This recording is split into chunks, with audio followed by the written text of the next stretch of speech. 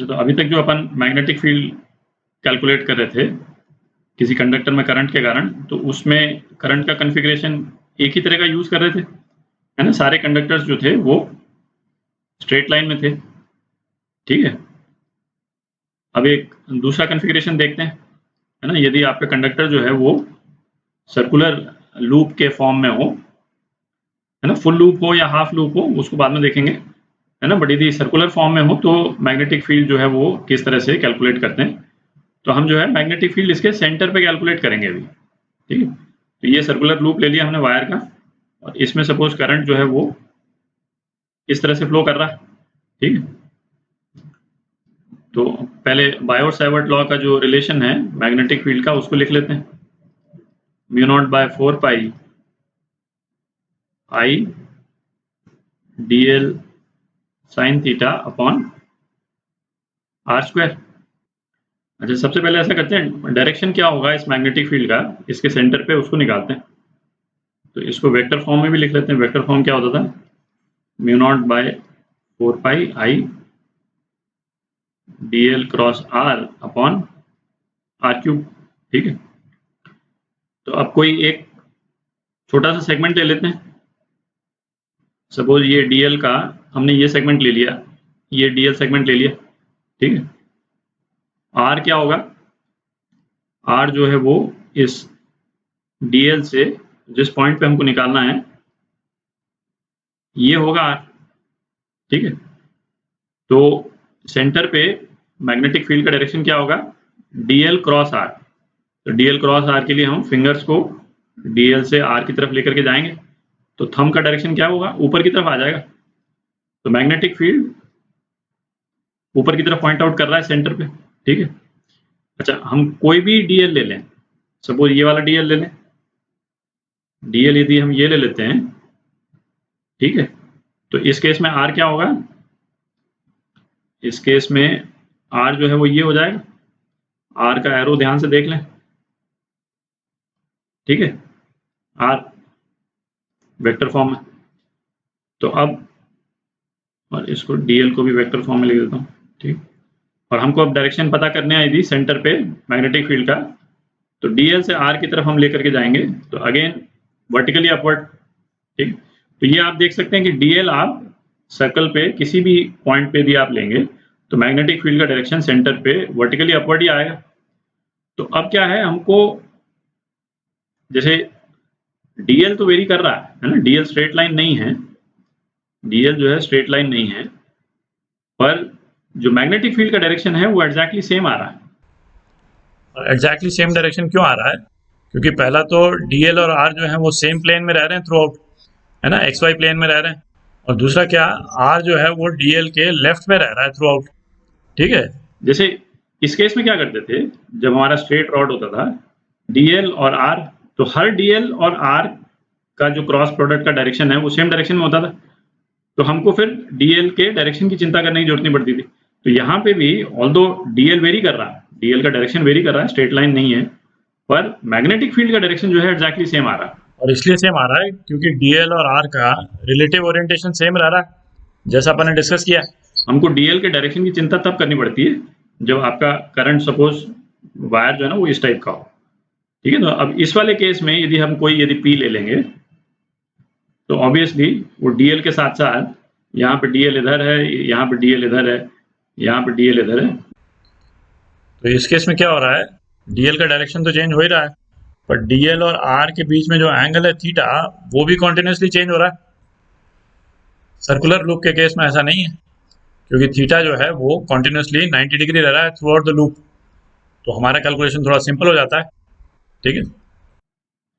तो अब चूंकि हमने कंफर्म कर लिया कि मैग्नेटिक फील्ड का डायरेक्शन वर्टिकली अपवर्ड ही है, तो अब यहाँ पे साइन थीटा लगाने की जरूरत नहीं है, क्योंकि हर केस के लिए थीटा जो है 90 डिग्री था, है कि नहीं? ये 90 डिग्री, ये 90 डिग्री, कोई और भी डीएल आप लीजिएगा तो सारे 90 डिग्री।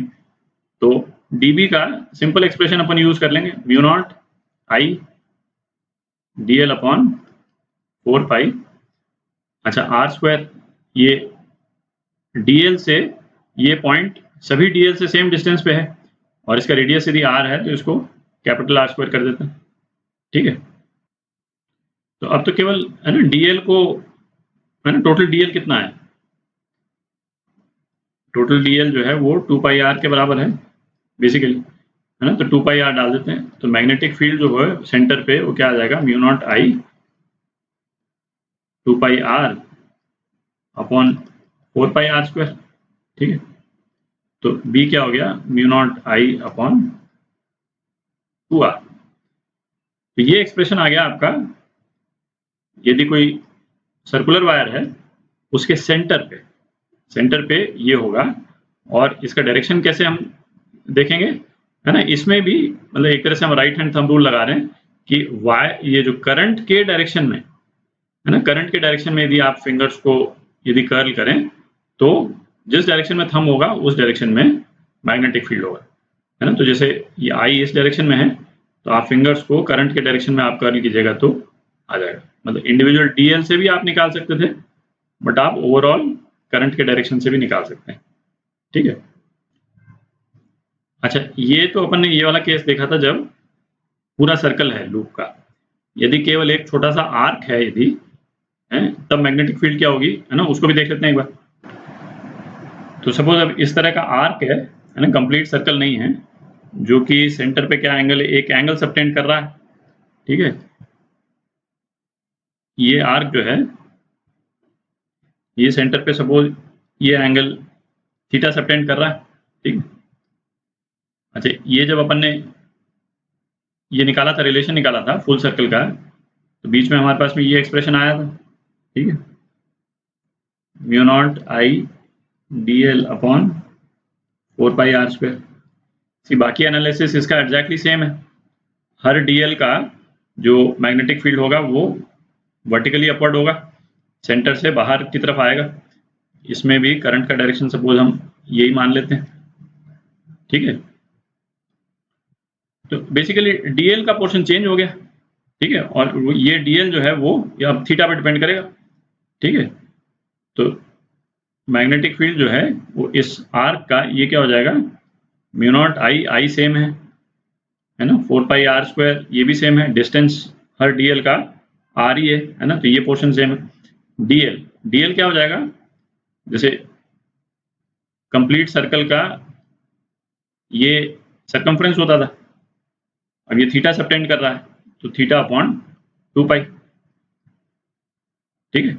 ये डीएल की लेंथ हो जाएगी। बेसिकली हमने डीएल को इस एक्सप्रेशन से रिप्लेस कर दिया, ठीक। तो मैग्नेटिक फील्ड कितना आ गया, mu not I upon 2 r theta upon 2 pi, ठीक है। ये आर्क का मैग्नेटिक फील्ड हो गया, और इसमें थीटा को यदि हम 2 पाई डाल दें मतलब फुल सर्कल, तो यही एक्सप्रेशन आ जाएगा आपका, ठीक है। तो एक बार थोड़ी जगह बना लेते हैं। अच्छा, अब क्या अपने पास में एक और पावरफुल रिजल्ट आ गया, ठीक है। अब यदि करंट कॉन्फ़िगरेशन में हमको कहीं पे आर्क भी मिल जाता है तब भी हम रिजल्टेंट निकाल लेंगे। अभी तक तो हम केवल स्ट्रेट लाइन के वेरियस कॉम्बिनेशंस को लेकर के हम बना रहे थे। अभी सपोज यदि इस टाइप का करंट कॉम्बिनेशन यदि हमको दिख जाए, इस टाइप का कॉम्बिनेशन दिख जाए, है ना, और यहाँ पे यदि हमको निकालना हो, ठीक है, तो ये भी हम निकाल सकते हैं। ये सेमी इन्फिनिट वायर और ये सेमी सर्कल है कि नहीं, इसको हम निकाल सकते हैं। कोई दूसरे तरह का मिल जाए यदि, है ना, इस टाइप का मिल जाए, इसको निकाल सकते हैं, है ना। जहाँ पे भी कॉम्बिनेशन हो आर्क का और सर्कल का, तो उसको भी अब हम निकालने के, मैग्नेटिक फील्ड निकालने की पोजीशन में है, ठीक है। ये रिजल्ट्स जो हैं वो magnetic field at the centre है ना, इसको ध्यान रखें।